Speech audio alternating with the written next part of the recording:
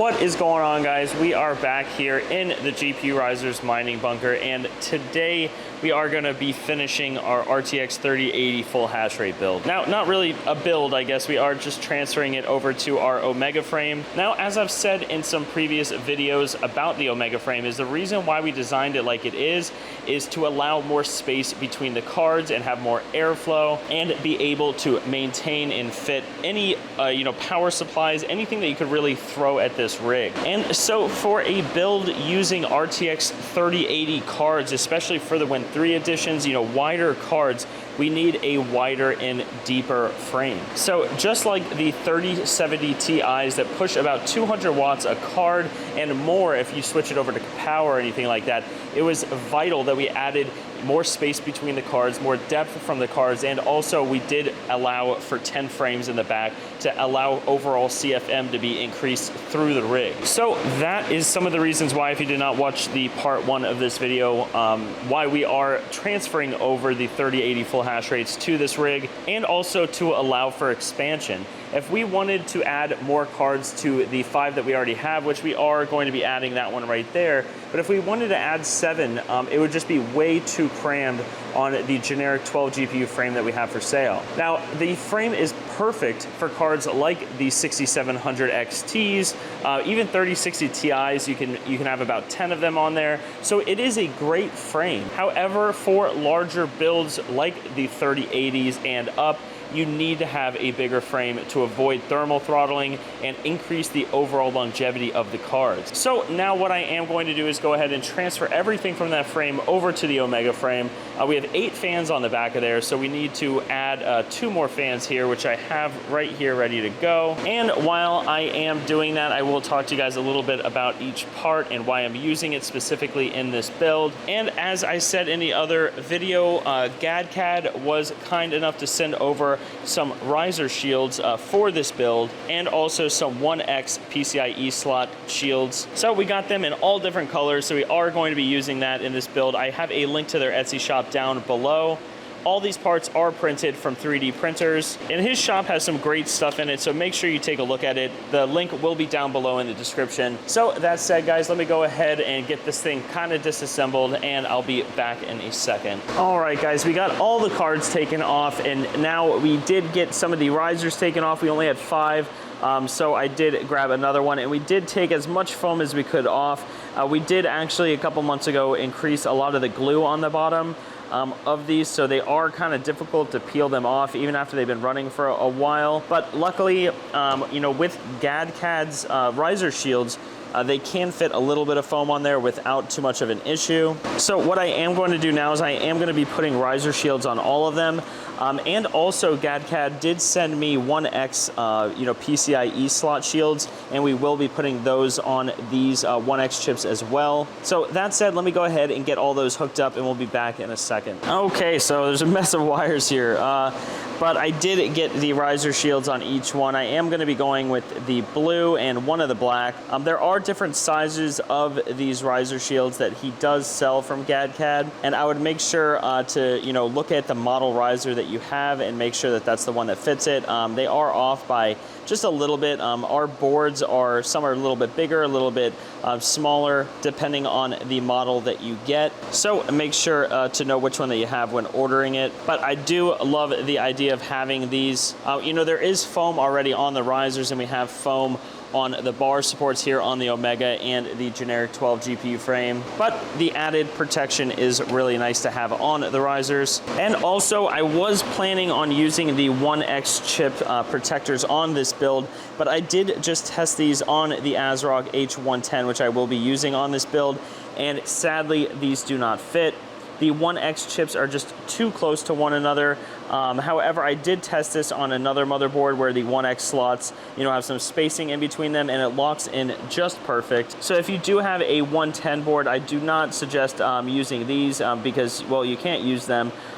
because the board, they're just way too close to one another. However, any other motherboard these will be perfect on. So thanks so much GadCAD for sending this over. We will be using the rest of these shields on future builds and the 1X shields that we can use on other motherboards. So thanks again run GADCAD. I will leave the link down below to you guys. So that said, let me go ahead and get the motherboard and power supply put onto this. Now I do have another 1600 watt power supply. I'm only using 5 per 1600 watt.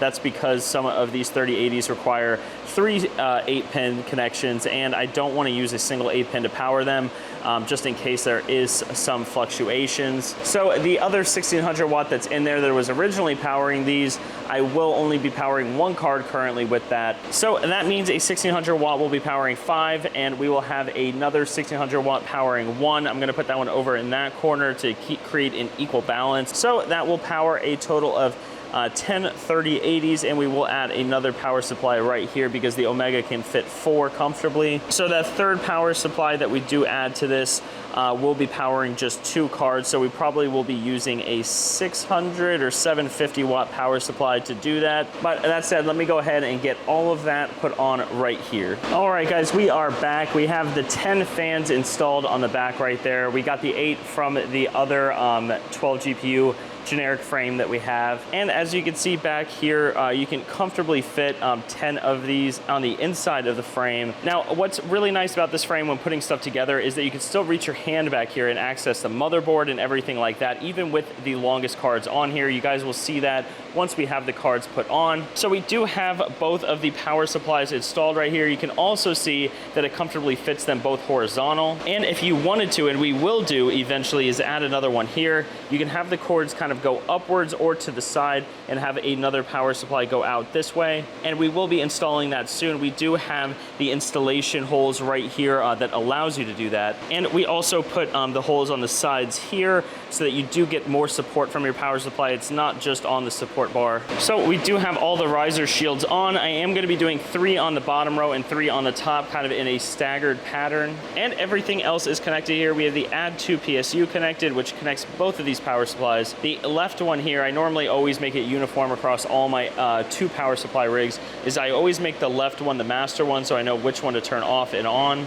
And I do that because it makes things a little bit easier when trying to troubleshoot and reset rigs. But that said guys, I am going to go ahead and put all 6 cards on here and get it going, and we'll be right back. All right guys, we are back. We have 6 of these RTX 3080s on here now, and as you can see, there is a ton of space in between each card. And we have them staggered so that the heat goes up and does, I guess it will go straight into the card, but these fans, having 10 of them on the back, will be ample amount of air to push out through these cards. Now, as compared to these generic 12 GPU frames here, we do have a good amount of space in between these, but they're not staggered.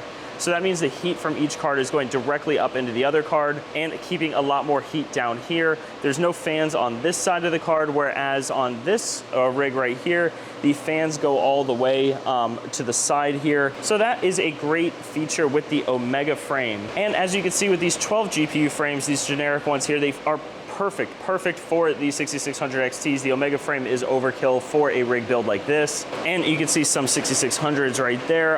The lower wattage cards are just fine. I do think actually with the 6700 XT, the new R mode and everything like that, being able to bring those to around 90 watts per card, these frames would be great for those as well. However, like I've said probably about 200 times in these videos, the 3080s, you are going to need a beefier frame like the Omega. So I haven't actually turned this thing on yet. We still have the cords dangling here and everything. I did hook up everything. We do have both power supplies connected right there, Ethernet going into our PDU. So this is going to be the first boot, guys. We do have miner stat right up here on our phone. You can see that this one is called the RTX 3080 non-LHR. This should go online once this is booted up.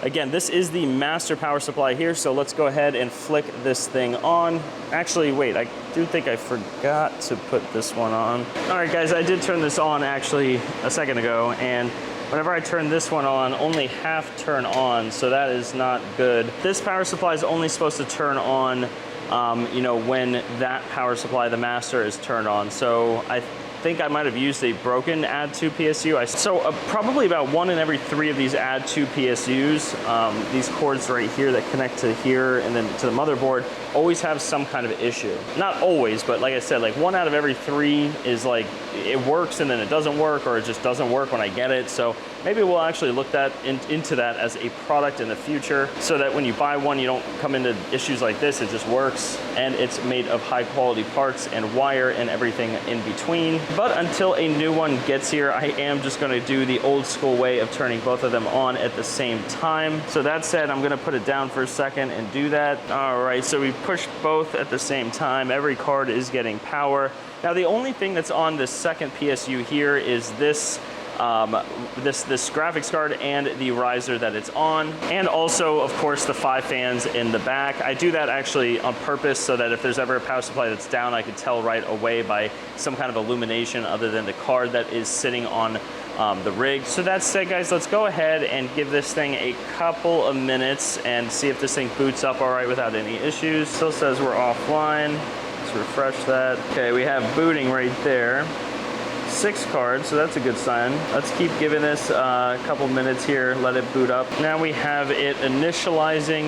That basically means that it's starting the miner or updating the miner or doing a MS-OS update. And now we have online, meaning that the miner has started. And you can see here it is running T-Rex.